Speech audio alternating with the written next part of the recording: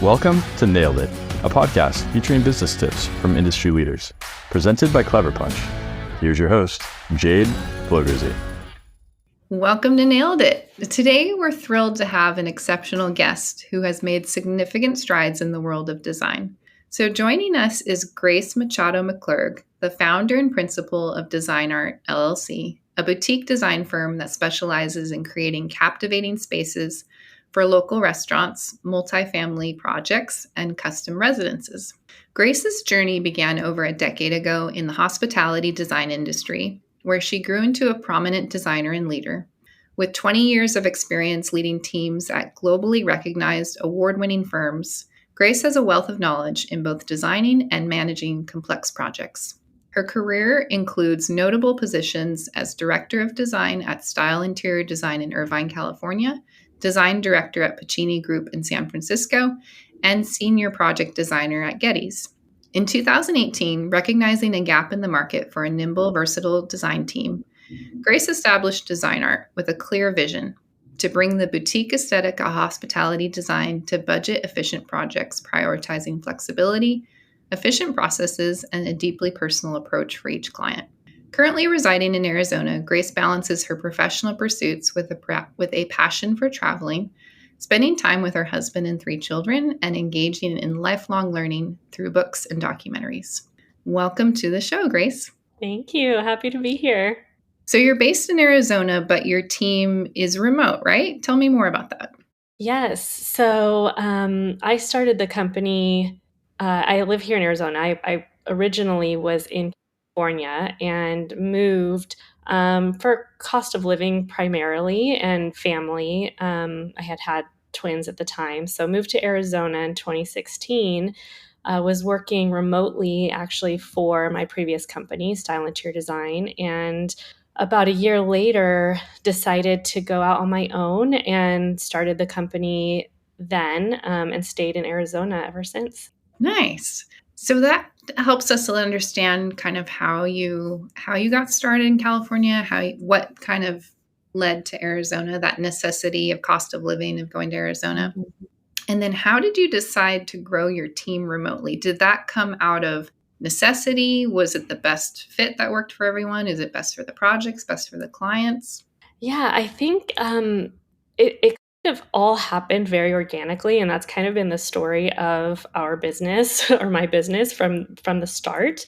I was definitely burnt out, my commute was probably an hour and a half or so each way in rush hour, and I had twins at home. They were under 5 at the time. And so it was a lot of time away from home. And anyone in the industry knows that it's a lot of work when you're at work and you don't get to unplug really when you get home. It still continues, right? We love technology, but it makes it more difficult to kind of turn things off and be more present. So when I started the business, that was one of my priorities, was to have that flexibility for myself to be able to work from anywhere and really any time that I could get work done, right? Or if I was most productive, or get up before the kids, or stay up before or after they go to sleep. That was sort of what was working for me, what I needed at the time. And it just kind of grew from there. I think, again, with the team growing, it was very organic with that as well. What happened was I did get a few jobs right away. Clients started contacting me and saying, hey, we heard you left. Would you be interested in taking this sort of side project, smaller kind of efforts on directly with us to close out projects that I maybe had left, or design adjacent projects to the projects I had been working on, like an office space or a custom home for a client that I was working with on a multifamily project. So I started doing that. And then slowly, people that I had previously worked with started reaching out to me and asking, hey, is there anything? I heard you might be doing some things on your own. Is there anything that I can help with? Either they wanted some extra income, or they needed that flexibility, that same flexibility that I was looking for. They needed to work and they wanted to work in design, but they were having a hard time with the sort of corporate expectation that came with that.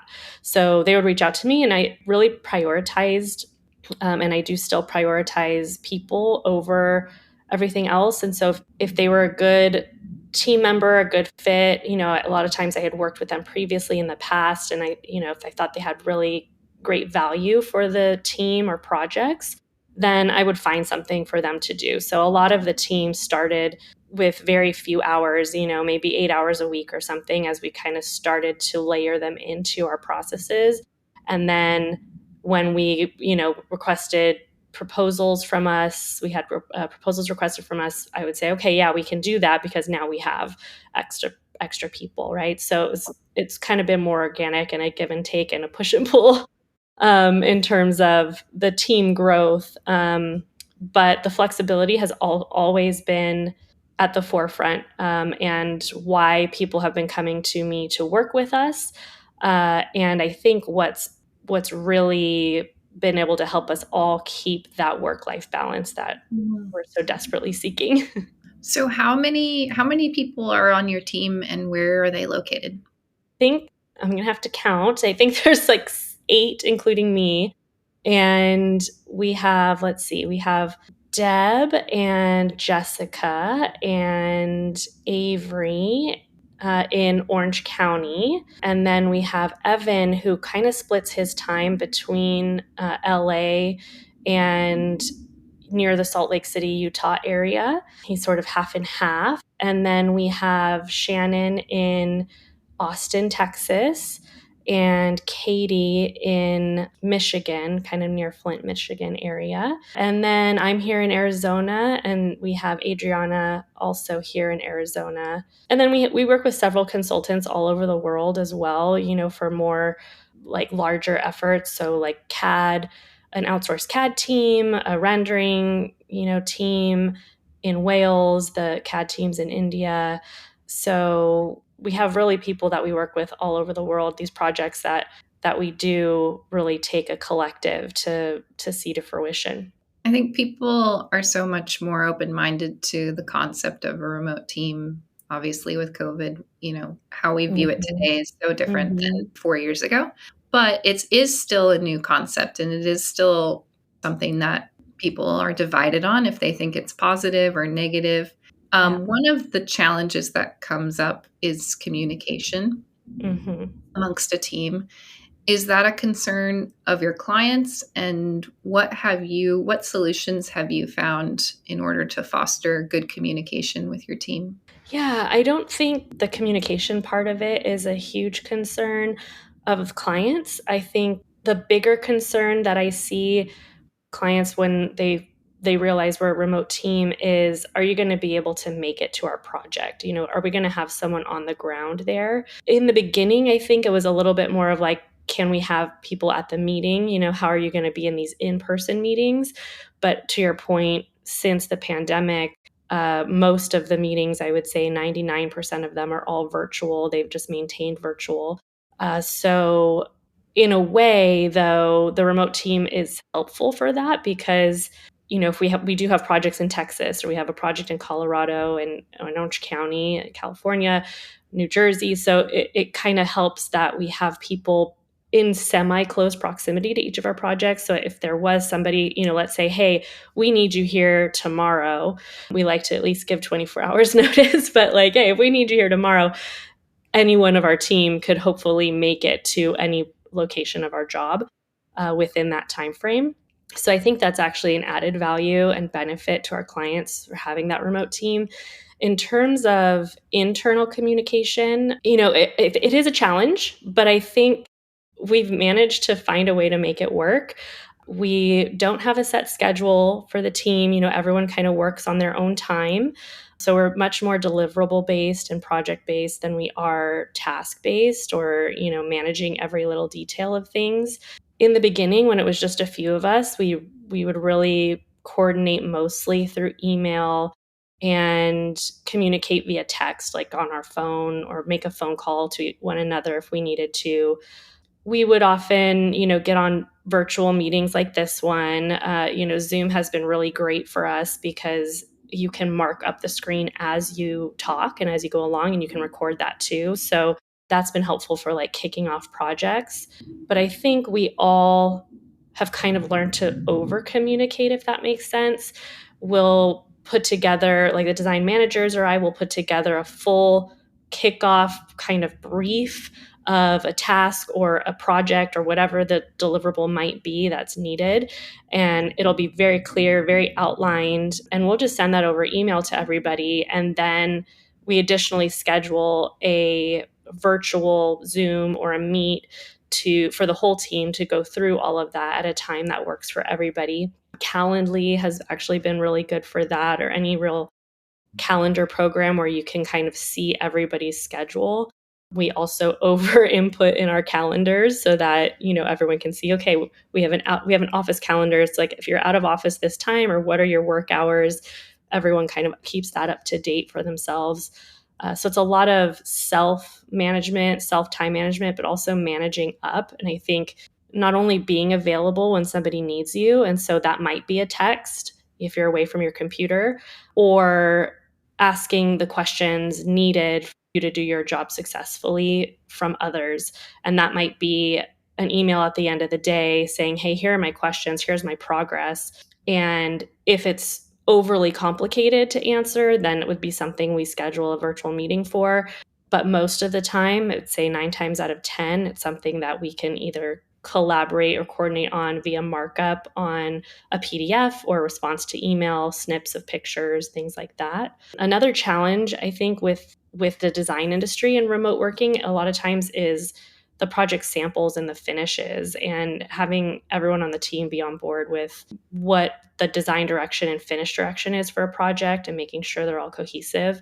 So we usually pick one person on the team to own the finishes, and they'll order all the samples, they'll take pictures, or we'll do like FaceTime or, again, virtual meetings to kind of go over it. Some people have libraries in their homes, and so, or in their remote offices, wherever they work. And so they can pull and say, oh yeah, that looks good together. Other times we'll order multiple samples so multiple team members have the finishes. And we'll ask that construction administration phase, where we're getting submittals from the GC on the project, we'll ask that those samples be sent to that person, that finish lead person who has the control samples for the project. I would say most of the time that's the design manager or myself that kind of owns the final project box, and then that last phase of work on the project. But overall, communication, I would say we use everything and anything that makes sense.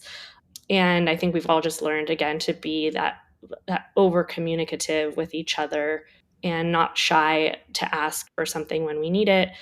And, willing to jump on a call for 10 minutes, even if you're, running an errand or something like that, just to keep people moving forward. And it goes all ways, right? So it's, if you're available for somebody, then they're going to be available for you too. So it's a really collaborative and great environment, I think, for everybody. And I also think, not to exhaust the question, but I also think that personal relationship makes that communication a lot easier too. And so one thing we also do is, on a lot of our calls, a lot of our meetings, and even emails, like we all establish a more personal relationship with each other. So we're always asking, oh, how was your weekend? Or what are you up to? How's the family? And we'll talk about that sometimes more than whatever the question was at hand. But I think developing that personal connection and relationship, you like to work with people and for people that you like. And so internally we have that dynamic, that relationship dynamic, and that humanity kind of importance. And we also have that and extend that to our clients and our vendors too. So anyone we communicate with, because we're a remote team, I think that's extra important to be able to establish that stronger connection with everyone. It sounds like, my takeaway from that is not that you've found some secretive tools when it comes to remote communication, but that you've found the right people. It's just about people that are experienced, professional, have respect for each other. You have that as the common ground, then it's all of these little pieces that you said come out of that means that you're going to have good communication, that people aren't going to be a silo, that people aren't going to be cagey about their Right. role and protecting their project, but work together. Mutual trust, mutual respect, keeping things organized, right? So we have a project folder system, a file, where to save files. It's the same across every project. Our processes, our checklists, templates. We've tried to create sort of a baseline understanding or form, place that people can get information of each deliverable or each phase of work. So it makes it really efficient, right? There isn't a lot of need for like, hey, I can't find this. Where is this? Or what do you want me to do for this? We've never done this before. It's very systemized. So that has also helped a ton. Awesome. Circling back to your own need for flexibility and how that was one of the reasons that the team ended up becoming remote. So you're married, you have 3 children. What does work-life balance look like for you? Yeah, I think that really a big picture, it's being able to work from anywhere and anytime. We love to travel as a family. And so not only do I work at home at a home office, but my kids also school at home. So they are all on online school and their school lessons are also recorded. So we can travel, really anywhere, anytime and work from wherever we are. And we love to travel and we love to, learn about new cultures and I think expand our perspective of the world in general and design too, as it relates to my business. But, we'll often go traveling. Like we went to Portugal in December of I think 2022. And we would get up in the morning, all of us, and my husband would go get little breakfast like meat pies and coffee and hot chocolate for the kids. And then we would all gather around the dining table in our vacation rental and we would work for a couple hours. I would work for a couple hours and the kids would do school for a couple hours. And then we would close our stuff up and we had our out of offices on, and then we would go explore and experience the world. And, I might check emails again before bed just to make sure there wasn't anything, major that I needed to step in on. But yeah, being able to have that flexibility and putting that family time at the forefront of my life, I think is what work-life balance means to me, right? It's that saying, work to live, not live to work. So we work to live, I love that you clearly you created this out of a need in your own life. Like you mentioned earlier in the episode, it's not typical for an interior designer, for a principal to have this type of flexibility. There's a corporate kind of standard that is getting more flexible, but it's still there. It's still part of the Right. industry and it's still expected. Mhm. So amazing that you were able to create this and obviously found a way to balance still doing incredible work. Like you're in business, you have vitality as a business, you have projects, you're busy. So it's well done creating the balance. Has there been any you have this own flexibility in your life, work-life balance is important to you as an individual. Mhm. Has it ever been hard to provide that for the team or to offer that for the team? Or have you had to make any decisions when it comes to that for your team? I think, it's definitely challenging, right? To not know necessarily not be able to plan as far out, right? It's not so regimented and structured in that way. So that comes with its own set of challenges. But I think, again, to your point about having the right people, we all place high value on flexibility. And so, when somebody needs extra time away, for example, my dad got sick and he passed away in the fall of 2022 and I was his primary caregiver. So I, said, "Hey everyone, like here's the situation. I'm not going to be at my computer for like 2 months, but I will be available to you." And I can jump on as needed, but I'm, taking to doctor's appointments and picking people up to see him and say their goodbyes and things like that. So everyone really jumped in and worked together. And again, personal relationships, right? Like if these people that you work with are your friend, you see them as human, right? Not as a number or just some random person that you work with across the country. you're going to want to help them because they help you as well. So it's a mutual respect, I think, and appreciation for each other and what everyone does. And so, yeah, I think everyone is really willing to jump in and do a bit extra when one of the team members needs a bit of extra time. And so the other thing I do is, like, before I take on any project or any additional work, I will ask the team, you know, what is your availability like? Are you interested in doing this and taking this on? Because sometimes there might be somebody who says, you know what, I want a light year, right? I'm getting married, or I'm pregnant, or whatever, right? I'm moving, life happens. And so if, like, I really just want to work, I only have, 16 hours a week or something in order to maintain the level of flexibility and quality of life that I need for this year or this 6 months or whatever it might be. We try to take that into account early on and say, okay, great. We'll either take this project on because the other team members have the availability and interest, or everyone wants a light year, so we're just not going to take it. I mean, we'll reply to, half the projects we get in, or a third of the projects we get requested on. So we're just, again, the communication, very communicative. We all put that value on our flexibility. And so I think everyone's willing to do a little bit of extra legwork up front to communicate their needs and their availability so that we can maintain and sustain this type of work. I love it. So the business is established, it's up and running, you've grown a team, you have great projects, you're in demand. What goals do you see for yourself personally and for the business in the future? Where do you want to go from here? Where do you want to take things from here? I think what I've learned is that from a professional standpoint, being nimble is, I think, maybe the most important thing. It's good to have goals and ideas of the possibilities, and to work towards those goals, but there's always a curveball, I feel like. So you can plan and plan and plan all you want, but it's not going to end up a linear path, right, towards that goal. And so my mentality since learning that has really, again, just been take things as they come, very organic. So, during the pandemic, we had a lot of new project requests come in. It was multifamily. It was like under construction. It was booming. And so that's when our team grew. It wasn't a plan necessarily to grow beyond a certain amount of people, or grow beyond, I think we had maybe 4 or 5 people at the time.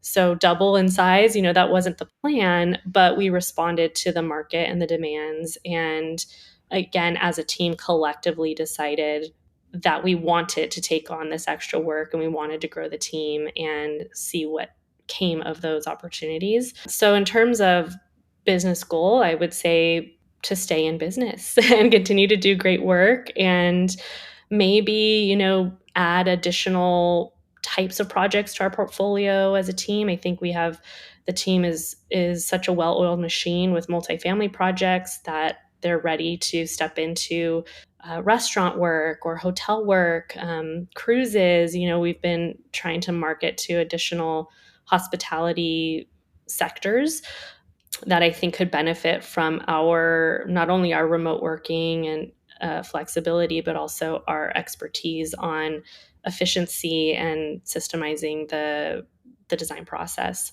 Personally, I think if I could see my kids grow up and truly believe that being the authors of their own lives is really possible, and that success is really happiness, right? Based on your happiness. And you don't need to be a millionaire, billionaire, right, to be successful. You don't need outside influences really to tell you you're successful.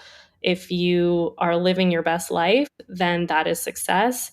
And you have the power to create that for yourself. And so I hope by seeing me, at home working, and also traveling and still doing all the things, that they will grow up to be the happiest that they can be and be the most successful that they can be from that. And I've read them a book, and I think I'll have them read it again as they get older, but it's actually a business book. I think it's a business book, but it's called Good Luck. And I'd have to look up who the author is, but it basically is saying there's no such thing as luck. There's only good luck. And basically, good luck is the luck that you create for yourself. And the story goes through it's like knights and Merlin, the magician, right? And he says, one of you is going to find a 4-leaf clover in this forest, and that person will have good luck forever. It's like a magic, right? And so a lot of the knights are like, oh no, there's never been a 4-leaf clover, right? So that's the storyline. But basically it goes through these 4 knights that decide, okay, we're going to do it. We're going to try to do it, find it, but only, of course, one person finds it. And it's the person that creates the conditions for the 4-leaf clover to grow for the first time in that forest. So it's researching and being resourceful and asking the right questions, and then doing the work putting in the work to make the luck come to you. So I think that's what I try to live by. And I hope that my kids learn that lesson and live by that lesson as well, because I think then you can really do anything. You set your mind to it. You can make it all happen. Authors of their own life. I was thinking that is already happening as they are sitting at the same table with you, and everyone's doing their work for the day before they go and get to experience the culture in Portugal. So it's already happening. It's already. I hope so. Fingers crossed. Thank you so much for this conversation. I wanted to reach out to you because I became aware of your firm. I thought your projects were amazing. And then your email response was really intriguing. And that's how we got onto this idea of your experience and the tips that you have to share about running a successful remote team, and how you take care of yourself and you take care of the people. And then the trickle effect is going to be that your projects and your clients are taken care of as well. So thank you for sharing those. You create the right conditions for success, and then success. I love it. Thanks so much for the conversation, for joining us. Thank you. I appreciate it so much. Of course. If people want to learn more about working with you, where can they view your portfolio? The best place would be our website, which is www.designart-llc.com, dash meaning hyphen. Or you can look me up on LinkedIn, Grace Machado McClurg, or Design Art LLC. There's also a business page on LinkedIn. And those 2 places should send you to at least my inbox or the admin team's inbox that will then eventually get to me. Perfect. Wonderful. Thank you so much for joining us. Thank you. I really appreciate it. Thank you for listening to this episode of Nailed It, business tips from industry leaders, brought to you by Clever Punch. Nailed It is all about connecting with people, building relationships, and helping each other. If you're interested in connecting with any of the guests on our episodes, you can find their contact info in our show notes or on the podcast page at cleverpunchco.com. You can also email info@cleverpunchco.com with any questions or feedback. I'm your host, Jade Flogersy. Thank you for tuning in. We'll see you next time.